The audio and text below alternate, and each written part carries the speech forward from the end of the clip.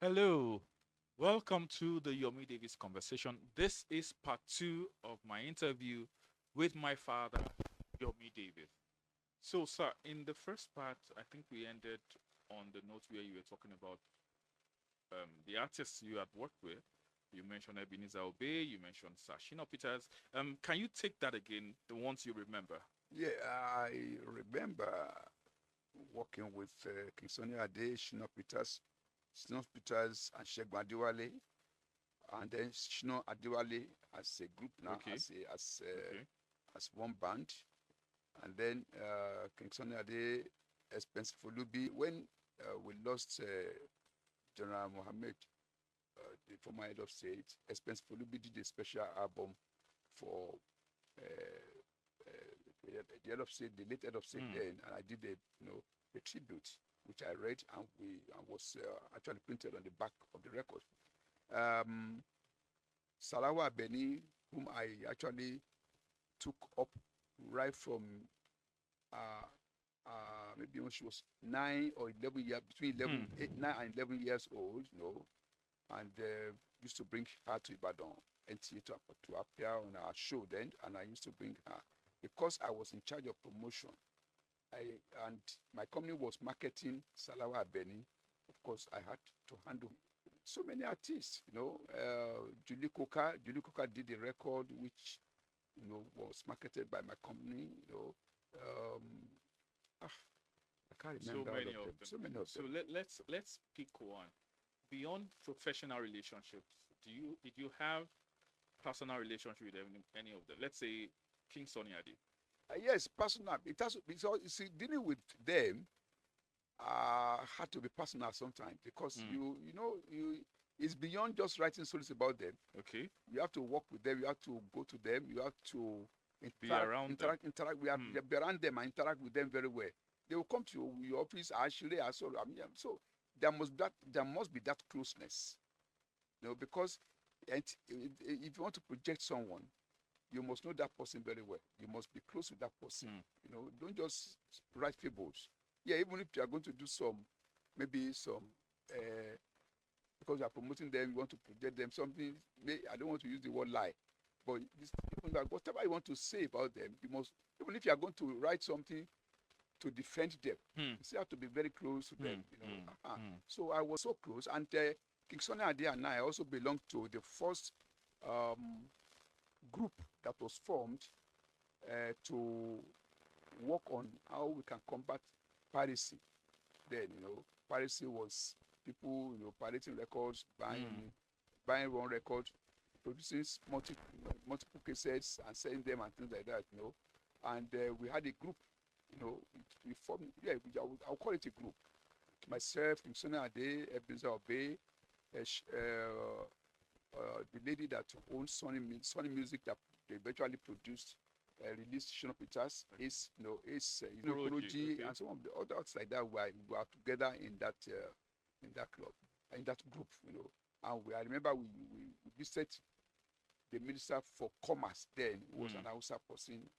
Then Lagos was the what do you call it, uh, capital, Capital. and then Yes. that's where we had the seat of government. Hmm. So all the where they were not using ministers then, they were calling them commissioners. So the federal commissioner for commerce, we visited him to at least tell him our story, and he promised to do something. We used to meet Hmm. regularly. So that also brought me and Sonia Ade, together, because we were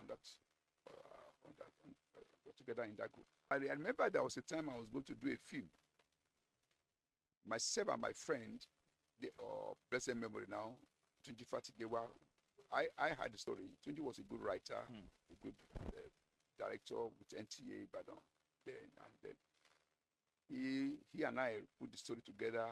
He did most of the writing, but the story was mine. And we used to lodge in my own house at Ibadan because I used to come to Ibadan, Okay. and our place was at Lodge Street, Okado then. Hmm. We could be there for 3 days, 4 days. Whenever I came to Ibadan, he would join me and would do work on the story. And when the story was ready, we were going to put it to a film.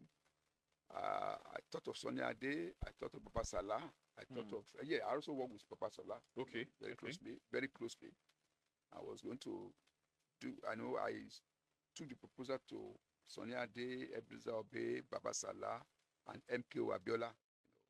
The last person was MKO Abiola, who, when he got it, gave me a call. He gave me a call personally, and he said, as at that time, there was a film that was going to be released, and he was the one that bankrolled the film. And he said, because he was already involved in the film, that led my brother, I'm also already involved in the film. I'm so sorry, and the film is almost ready, and so he won't be able to come into this. So I did a lot of things then with all these people, apart from the film. There were other things I introduced to them, and so I had this close relationship with many of them. So talking of being personal, yes, it was a personal relationship with many of them. Let's now talk about coming back to Ibadan from Lagos and the bar of Here and There. What initiated that? Yeah, when I came to Ibadan, I didn't come to Ibadan to do Here and There. Okay. I started a project shortly before I left Lagos. It was going to be a photo magazine, which we called For Better, For Worse. So when I decided to launch it, I came to Ibadan. I didn't want to stay in Lagos because Lagos has always been expensive. And I also, because I am an Ibadan man, so to say, and things were cheaper relatively in Ibadan. So getting out of office and then moving around, doing things. But I later realized maybe if you had been in Lagos, the magazine probably would have done better. Because Lagos was always helped people to launch out powerfully, because the market has always been there, even up till present time. So we came to Ibadan and we started that magazine. It was a magazine that I actually started as my first business in life, And my friend Oju Adebite was also part of it. And then my wife was also part of us in the business. And so it was much later now that when the magazine we couldn't continue with the magazine, we now thought of doing something on radio, having a program on radio. And I created a program called CBS, Christian Broadcasting Service, CBS. So we called the program CBS Time or CBS Abawa. We bought airtime on BCOS. But before then, while we were doing the magazine, when they were going to launch BCOS TV, Mr. Salawa Abeni was the head of programs or manager programs. And my wife, when she finished in school, she went to BCOS to serve, to do her NYSC.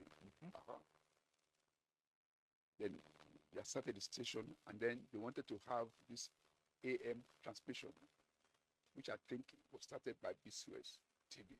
Not BCOS, then it was called TSOS, Transmission Plus Television Service of of Oyo State, TSOS. So we created a program that then my wife and I, we created a program called, which Mr. Ogunniyi named Morning Pulsation. So it was presented by my wife and I. It was a joint something. That was where we started this idea of doing programs together. So, and that program was every morning, not weekly. Every morning we must have a product. We must have a show. And it was, I had featured on that program. I featured Gudugbe Choir, Akib Karim, so many artists. How did you keep up with the pressure of having someone to interview every day? Every day. Well, because I had been in entertainment. I've been writing entertainment stories. So I've been close to all these artists, even in Ibadan, Akib Karim, talk of the do ones. I mean, I knew them because I had been part of them as a writer, you know. So when we started this program, we were also featuring them, you know, and we did a lot of things on it. It's a magazine program, you know. It's a magazine program, but we used to do something that was not common then. We would take artists out, which eventually became a style, became a tradition. We take the artists, take them to locations. They will sing their songs, and we shoot the songs at different locations. Get my point? That's what we're doing. We were creating ideas. I mean, that was one thing that people saw in my wife and I. We were going out. I mean, I remember I had shot the government choir in their bus at the place at Jericho where they used to practice. We did some on the road. We did some while they were in the bus, singing in the bus, and put them together, you know, and had them on the program. We used to edit. It's a lot of work there. It's stressful. And Uncle Lalu Ogunuyi gave us his facility at Felele for the editing. Because we didn't have editing facility, he had his own private editing system. Apart from that, of the BCOS, we never even edited anything in BCOS. But so we used to package the program and take the tape to BCOS. They didn't pay us, but we did it. But one of the things that we did that gave us the name that we have, you know, and it was and the program went on for for some time before we stopped it. And then the idea of having our own show now came. And that's when I thought of having CBS. It was meant to be a radio program.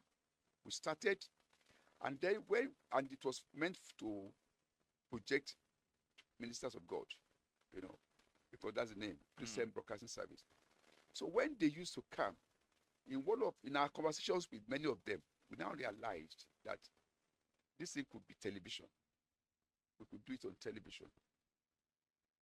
So we moved it to television. But before we moved it to television, I thought we needed a name. We needed something that would be more embracing, that won't limit us to just gospel or ministers of God or churches alone. So I thought of that name, Here and There.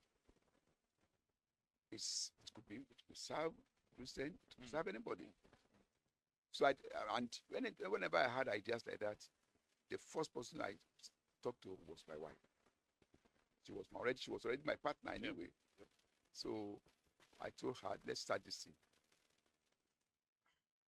And of course, initial reaction was, how do we get money?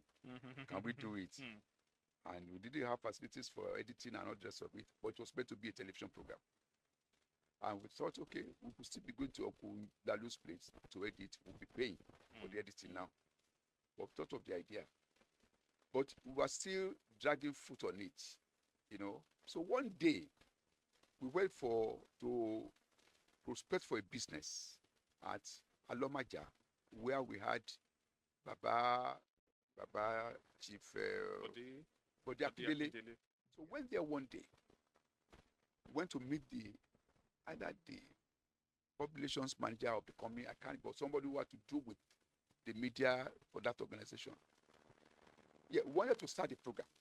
It was a program that we were looking for sponsors for Here and There. So when we visited that man, we sat with him, but we had, in our discussion, you know, because we went with a proposal. At the same time, you had to let out a lot of information. And I realized that we had let out too much to the man. So when we drove out of the place, I told my wife, I said, Dolapo, we can't delay on this thing. We're discussing it. In fact, we even quarreled because she wasn't seeing what I was seeing. So when we got back, I just called my friend, Sagalo. I said, I have an idea. Help me design a logo. I gave him what I wanted the logo to be, you know, Here and There, you know, and he was into arts too. So So he did it on a cardboard for us. He designed it and brought it to me. We like, of course, that's what we are using today. And that is the logo. We brought it, and I told my wife, we have to start this thing. I think we had a camera then. I can't remember what. We just as they say, Asha Dasirov, you know, Abere, you know, and then we designed our studio. Our house then was at Josby Road. Okay. And we had 4 rooms. And then somebody just walked in one day and said he wanted to sponsor the program. Chief Nwanagu, and paid for a year.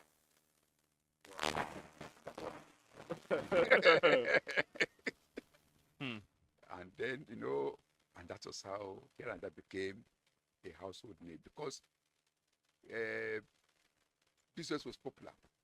So it made us popular. Then, in fact, it got to a point that BCOS itself Bogundide. So you are the threat. They said no.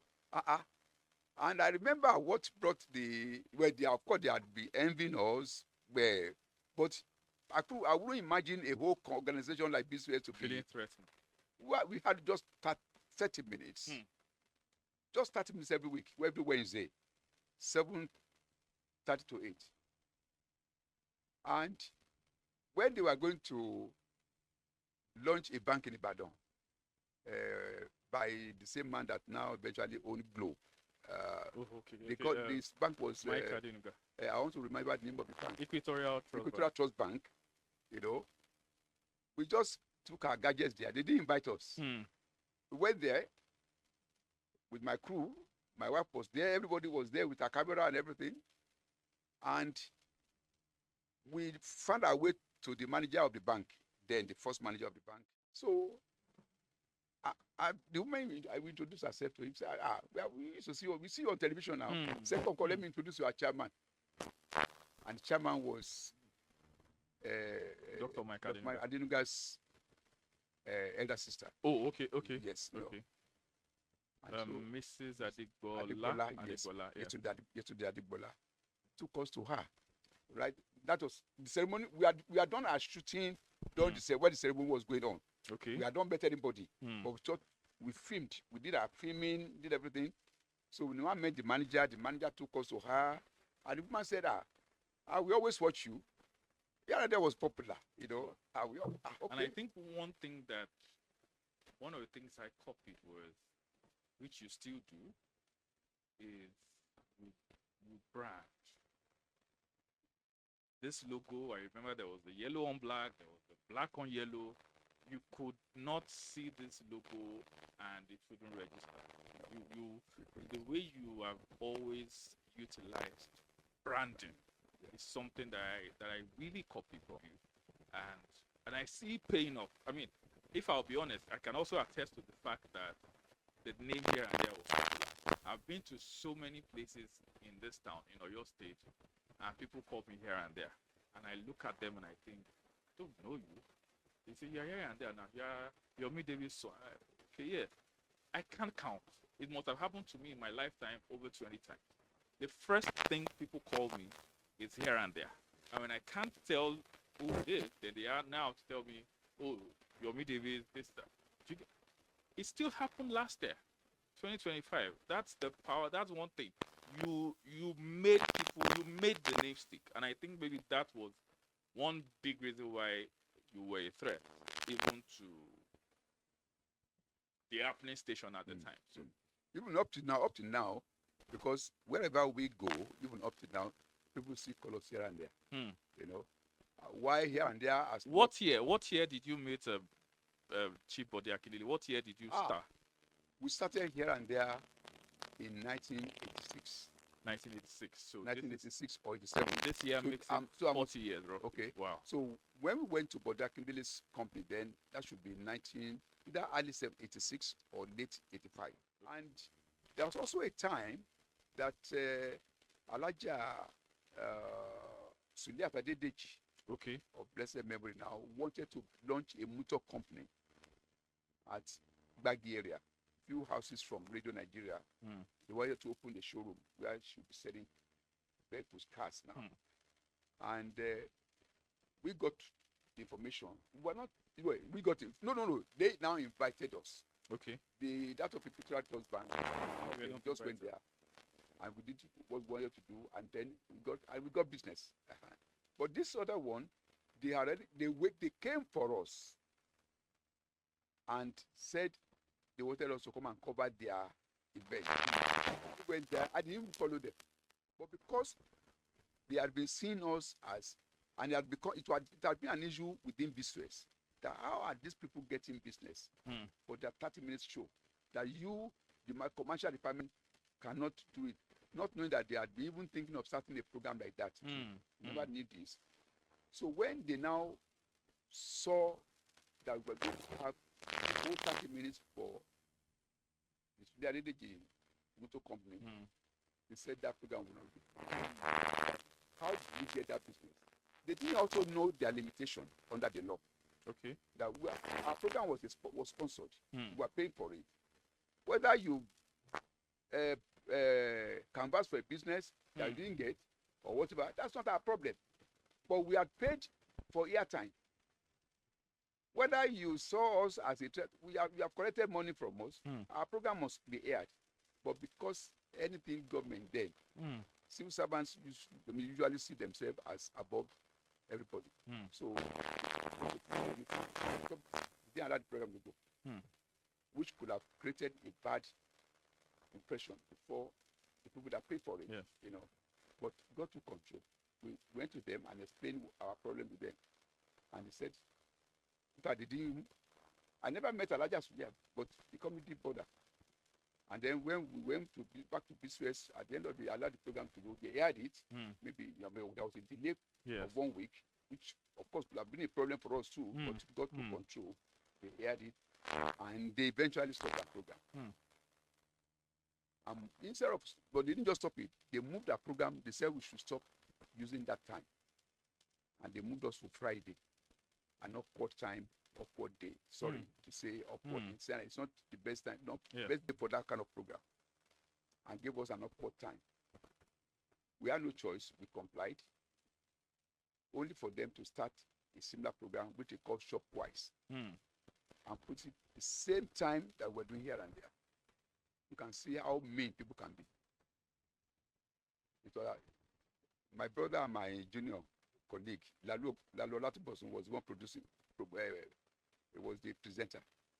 But he had no choice. It's his time. So that's one of the issues we had, doing this thing. There were a lot of course, we face a lot of challenges, but thank God for God. Wow. We are here. We are where we are. Yes, today. indeed. So, were there people? I mean, you talked about the Sunny Ades, the Obeys. Were there people in Ibadan? Maybe not necessarily musicians, maybe OAPs. Were there people that you worked with, hobnobbed with, whilst I think Here and There eventually evolved into a production studio. You now could produce other people. Yeah, that's of course. Yeah. So were there people that you worked with? I watched your Oringbani video where you talked about Yinka Ayefele. Yeah. So were there others like that, maybe musicians or entertainers or APs that you worked with in the city of Ibadan? Yeah. You see, because when we had our CBS program, okay, where the idea was to be producing at our end and then taking a tape to BCOS. So we started a studio. Okay. Or God Studio, where we're producing jingles, and then we're also producing artists. In just a humble, some small thing, but it was doing big things. And then along the line, Yinka Ayefele came to join us. Okay. And that was when he first landed in Ibadan. He came to us, worked with us, did his first production in our studio, and then went together to Assemblies of God. At that time, my wife and I were members of Assemblies of God. Okay. And when our pastor said we should start to have a musical group instead of, apart from the choir. Okay. So Yinka became the leader, because Yinka was already, he was already an instrumentalist. He could play guitar, he could play the keyboard, he could sing very well. So He came to join us as a member of the church and as the leader of the choir, of the musical group, you know. And we did a lot of things together. I remember when we were going to do the burial of my mother-in-law in Lagos, Yinka led the group to perform there. Okay. When we wanted to do, of course, Here and There became popular, big in a way, and we thought we had many clients, so we organized what we call appreciation dinner Okay. for our clients, and at Premier Hotel, you know, and we had a lot of. It was a big event, and Yinka Ayefele led the group also to come and play there. I have pictures which you can even show, like, you know, of people Yinka playing at that event, you know. So, and then, of course, the studio was popular. Kola Olotu joined us. Okay. Salawa may not remember this, but the very first jingle, the very first attempt of Salawa to voice a jingle was in my studio. And the jingle was for a pharmacy at Agodi, APC chemist. Kola Olotu and his friend Kola Davies, they used to come to our studio, you know. And then when they wanted to now do this thing this way, they said you can bring a demo. Okay. So I recorded the demo for them to BCOS, and BCOS accepted them. That was when they started programs on radio. All they started with Here and There. So many others that passed through. So many ministers of God. There's hardly any minister of God popular today that did not pass through Here and There. So cable, was it? What's the word I'm looking for? Could you just watch it like you were watching terrestrial TV? No. So because we didn't have enough money to take off to start with, anyway, we didn't have the encoding system. As a cable station, we're supposed to dish out multiple. So we thought, okay, we could afford to buy only one transmitter. Others that we are competing with, so to say, had six and more channels, even right here in the party. It's okay. We are giving them one channel. These people are giving them multi channels. We are already limited. Yes. One channel is already, you are already doing the business at your own disadvantage, because we are only one channel. And for NBC said, I remember Engineer Mana, who was the deputy director of engineering then, when we started having issues with NBC, told us, look, you say you are giving them one channel. He said, give me one loaded channel. That's, I'm quoting him out. He said, give me one loaded channel and I'll be okay. And our one channel was loaded. So you were a threat to other cable TV providers? Not only cable providers. Okay. Even to terrestrial TVs. There. Wow. Because we were doing what people thought was uncommon, was unusual. On that single channel, we were having sponsor programs. We had Coca-Cola, we had Oya Ilome then, doing about 3 programs on the station. I remember there was Sydney Olympics. Yeah. Then later on, we brought in a TBN. It was loaded. And of course, other stations, terrestrial stations now started asking NBC, what kind of license did you give these people? You know. So you've always been a threat to, I don't know, businessmen. You're a threat to BCOS. And because we're doing things that are uncommon. Well, come on. And again, we were creative. Okay. Yeah. I must emphasize that. We were creative.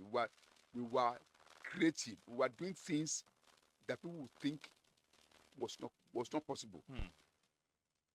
Thinking about, okay, look at this program we're doing with BCOS, the money possession thing. You know, we were shooting artists at different locations. Singers, which later became the norm now. Anyway. And it was not, we didn't see that before anywhere. Then we just started it. When we were interviewing people, I remember when I was going to interview Akil Parim, I remember it was done in our house at Josby area. When we came up with the idea of this cable TV thing, doing it the way they never heard of, it became an issue for them. Yeah, how can you be doing cable like this? I would say, look, let others be doing their own for the rich. let us do our own for the masses. Hmm. And the NBC DG then said, why should you do it for the masses? He said it to us. He told us in Abuja. He said, why should you do it for the masses? You know, and that's because we are in a place like Nigeria, where they always kill ideas. They kill initiatives. Creativity. Creativity. They kill it. You know, what are we seeing having today? Yes. Everything is decentralized now. When StarTimes came, StarTimes also changed the face of whatever. Then you know, because before GoTV, there was StarTimes. Yes. And StarTimes came. They went to NTA. They did an agreement with NTA using the NTA facility. It was creativity. It was creativity. Using the NTA facilities all over the country, wherever they were. They didn't bring their own. They were using NTA, whatever. I mean, and it became an idea. And when GoTV came, of course, they wanted to do something that would beat. I think it's safe to say that StarTimes forced DSTV to introduce GoTV. Exactly. They virtually did. But today, if you click on StarTimes decoder, it comes on immediately. When you switch on GoTV, whatever, it still takes a while before it comes on. Either both for DSTV and GoTV. But you see, all these things, you know, this is what you see in business, competition, creativity, you know. So you want to, not that you want to push other people out of business, but of course, giving people one single channel limited us as a cable station. But we look for a way around it. How could we use this to our own advantage? To your own advantage. And that's what we did. So you should not. So that's just it. So I have two questions before we go. What do you think has not happened in the media industry, but that you think will eventually happen? I'm sure maybe 20 years ago nobody foresaw that. Well, maybe the whites, but nobody in Africa foresaw that there would be Facebook, and now people would make money from social media, and you know, millionaires are now being created without even owning TV stations. What do you envisage would happen, say, in the next 10 years or 20 years in the media industry? And then number two, the rebirth of Here&There, right? It has started bit by bit. What is still your vision? You're 40 years strong. What is still your vision for Here&There? Okay, let me start with the last one. My vision for Here&There, part of it we're already doing now. My vision for it, I get bigger. That even when we are no more, that you, our children, can go on with it and continue, and that at least, because you know, there's nothing you can do now without aligning with modern technology.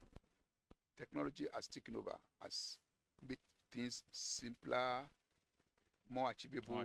Yes, and so you have to key into it. And what we are doing now, for instance, we want to do it in a bigger way, you know, have more facilities, more equipment that could help us, you know, reach out to more people. And we can't talk of having cable television again. I don't think even having a TV station now, you still have to go. I mean, you don't. All TV stations now, you see, they now have to be on either GoTV or StarTimes or DSTV. That's a new trend. And then you can see what is happening in the social media world now. I remember when TikTok came. TikTok is no more than TikTok of 5 years. I don't think so. Nobody ever thought that TikTok would come and start doing what it's doing. They came with a new idea, innovation, you know, and see what TikTok is even doing. Then Thread came. X, formerly Twitter came. Facebook used to be the only one, and look at the way all these things are evolving. And is like the biggest television in the world. And then look at the movie channels where people watch movie now. All these Netflix and all the rest of them. Paramount. Look at how our artists and actors and actresses are making money, big Yeah. money. Yes, what I see and pray for in 5 years' time, 10 years' time is that Nigeria could also pick something from all this. Maybe create our own platforms like Yeah. this, and then be honest as those people are, because there's a system put in place, a structure, a system that makes it easy for people to track. When you push out your music, your production online, you can follow, you can know how it's doing. You know how much you have made. When you monetize, you know how much you are making. Yeah. And then the money it is time to pay, they don't default. How Africa will do this, I don't know, because it's a problem. On this beautiful note, thank you so much. We say a big thank you. Thank you for sharing your story with us. Thank you for sharing your vision with us.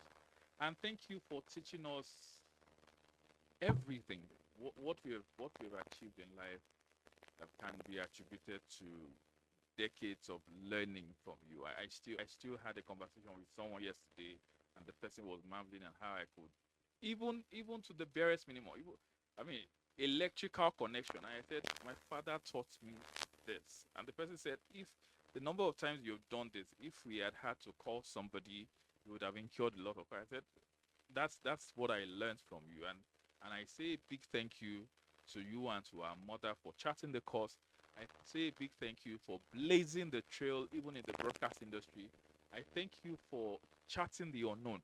I thank you for seeing light years ahead, seeing what could become, trying even with the failures. Some people are enjoying the fruits of that labor now. There are so many people scattered in different parts of the world right now who can say, yes, they passed through here and there did this in their lives, here and there mentored them this way, and we say thank you. And to us, yes, we hope that we can keep up with the legacy. We hope that we can carry your vision. We hope that even when God calls you home, the name here and there and this logo will remain. Thank you so much. And this is the Yomi Davies conversation. Thank you so much. If you watched this far, we appreciate you. Keep liking, keep sharing, and many videos, subsequent interviews will be conducted by Yomi Davies himself. Thank you so much, and God bless you.